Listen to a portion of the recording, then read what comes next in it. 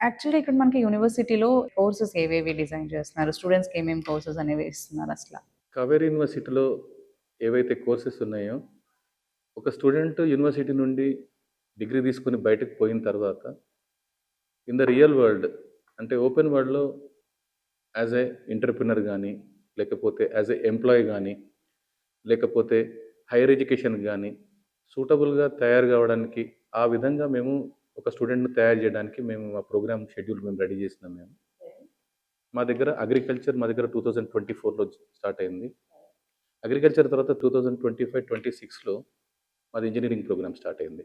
ఈ సంవత్సరం మేము బీబీఏ అండ్ అగ్రి బిజినెస్ మేనేజ్మెంట్‌లో మాస్టర్స్ ప్రోగ్రామ్ కోసం అని చెప్పి ప్లాన్ చేస్తున్నాం మేము. ఈ టెక్నాలజీ అనేది ఎంత అభివృద్ధి చెందిందంటే, ఇప్పుడు మన దగ్గర వెహికల్స్ గానీ, లేకపోతే కార్స్ గానీ, మొబైల్స్ గానీ, ఏదైనా గానీ అన్నీ అడ్వాన్స్‌డ్ స్టేజెస్‌కెళ్ళిపోయినాయి. కానీ ఏదైతే ప్రపంచానికి అవసరమో, ఏదైతే ప్రతిరోజు మనం తినే భోజనం ఏదైతే అందరికీ అవసరమో, సో దీని లోపల టెక్నాలజీని పూర్తిగా మనం ఎట్లా ఇన్వాల్వ్ చేయొచ్చు, దీని ద్వారా మనం ఏదైతే అగ్రికల్చర్ ప్రొడక్టివిటీని ఇంక్రీజ్ చేయాలి.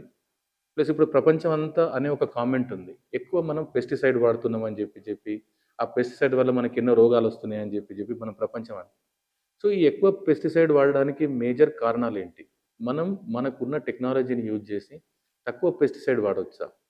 అట్లానే రకరకాల కలుపు మొక్కల వల్ల, దానివల్ల మనం పంట నష్టపోతున్నాం. సపోజ్ ఈ కలుపు మొక్కలను మనం తక్కువ టైం లోపల, అంటే అవి నిజంగా స్టార్ట్ అయిన టైంలోనే దాన్ని మనం నివారించవచ్చా?